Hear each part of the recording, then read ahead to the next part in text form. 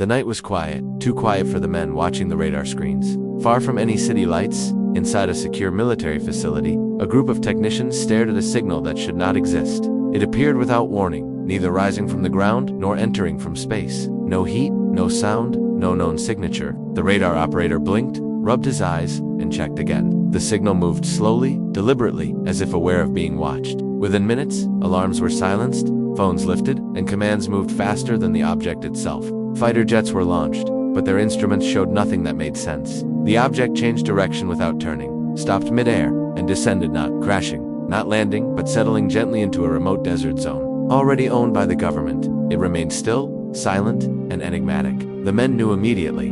This was not something humanity understood, and perhaps it shouldn't exist yet. Years passed quietly, though the world itself had shifted imperceptibly. The recovered object remained sealed within the government facility, inert, silent, and untouched. Its surface, once glowing with symbols that had danced with intelligence, was now a polished gray, unassuming and almost banal to those who lacked the knowledge of what had transpired. But those who remembered or thought they remembered knew differently. Humanity had glimpsed a technology far beyond its understanding, and even in its absence, subtle ripples of its influence had begun to spread. A younger scientist, recently assigned to the facility, noticed anomalies in the data logs, instruments designed to monitor environmental conditions. Energy flows and material stability occasionally registered strange readings, inexplicable by any known science. At first, she dismissed them as sensor errors, but over time, a pattern emerged. The object, though inert, was not entirely dormant. Small shifts in magnetic fields, faint pulses of light beneath the surface, and even subtle vibrations suggested it was observing and, perhaps, reacting in ways that humans could not detect.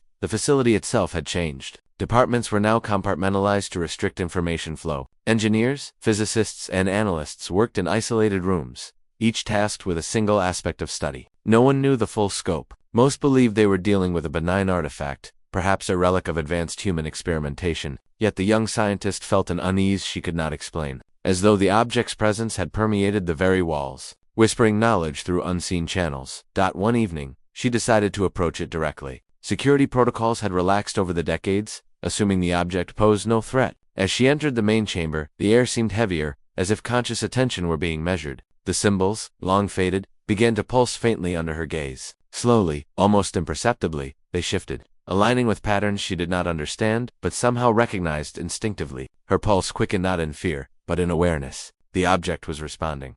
It was subtle at first. The surface of the object shimmered in response to her focus, reacting not to touch, but to the intent behind her observation. She raised her hands in curiosity, and the faint glow intensified. She relaxed, concentrating calmly, and the object stabilized completely. The realization struck her. It responded to emotion, to thought, to the very consciousness of those near it. Years of careful study had produced nothing like this. This was no machine. It was a test probe designed to evaluate understanding, patience, and the capacity for responsibility. Board of her observations leaked, as small things tend to do, and higher authorities were notified. Panic swept through the upper echelons. Meetings were called in secret, some in secure chambers beneath government buildings, others in facilities disguised as mundane offices. Some leaders advocated for weaponization, for taking the object's technology and bending it to immediate human advantage. Others, more cautious, argued for continued study, emphasizing the ethical and philosophical implications. Arguments turned into threats. The very notion that humanity might be tested or monitored stirred a mixture of awe, fear, and greed. Flags, seals, and official symbols, once potent representations of power,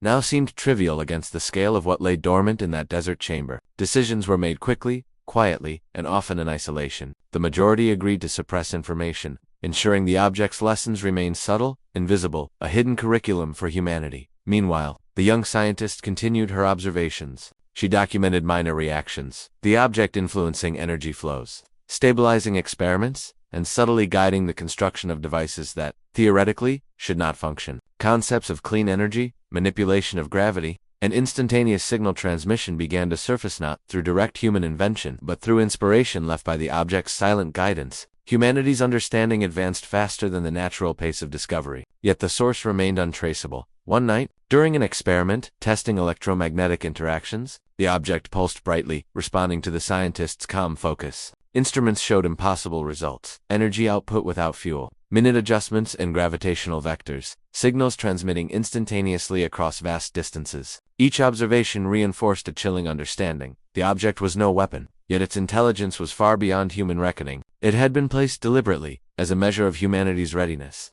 Those who sought to misuse it would have failed. Those who observed with humility were rewarded with glimpses of potential.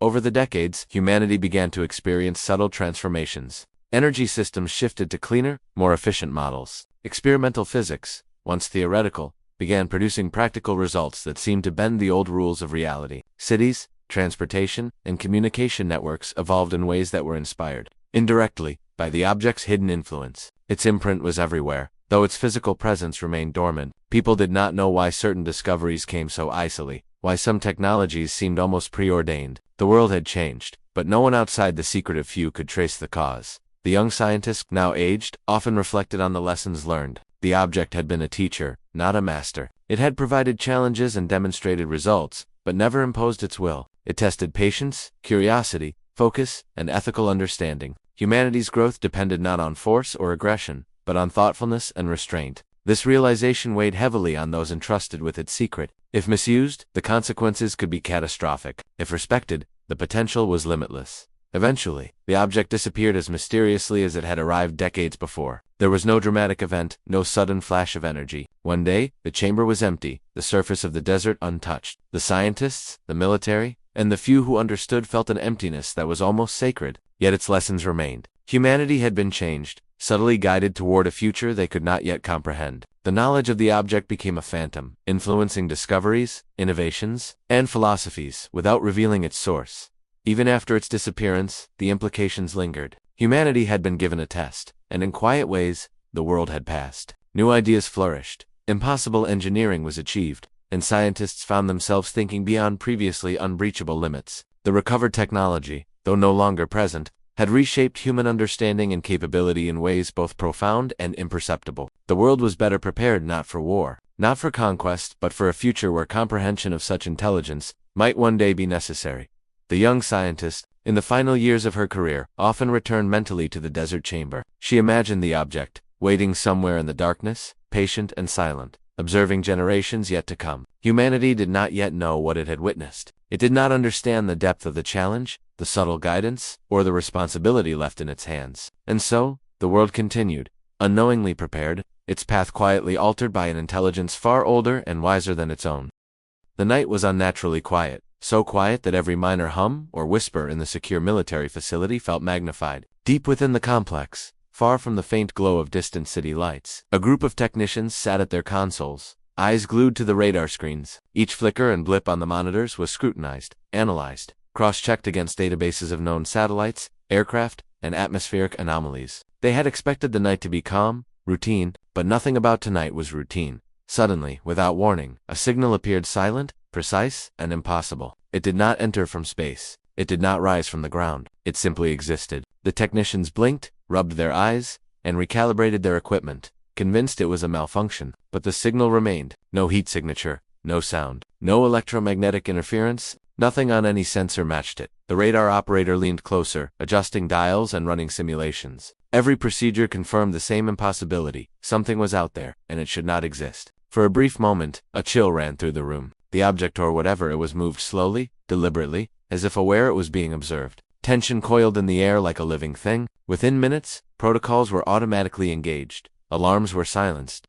Phones lifted from their docks, and commands moved faster than the object itself. It was as though the entire facility had been primed for something they did not yet understand. Outside, in the darkness, fighter jets roared to life, streaking across the desert sky. Their instruments, however, betrayed nothing. No blip on radar, no heat signature, no trajectory that made sense. Pilots scanned the skies, their eyes straining, their hearts pounding, but the world offered no answers. And then, as abruptly as it had appeared, the object changed direction without turning. It halted mid-air, hovered with impossible grace, and then descended, not crashing, not landing, but settling gently into a remote desert zone. Already under government ownership by the time the jets arrived, it was already on the ground. Technicians and soldiers at a distance could only stare. The object was not a craft in the sense humans understood crafts. No wings, no engines, no seams. Its surface was impossibly smooth, metallic, yet fluid in appearance, reflecting no light, yet glowing faintly from within. Sensors failed when approached. Radios went silent. Even time seemed different near it, as though the very air carried an unplaceable weight.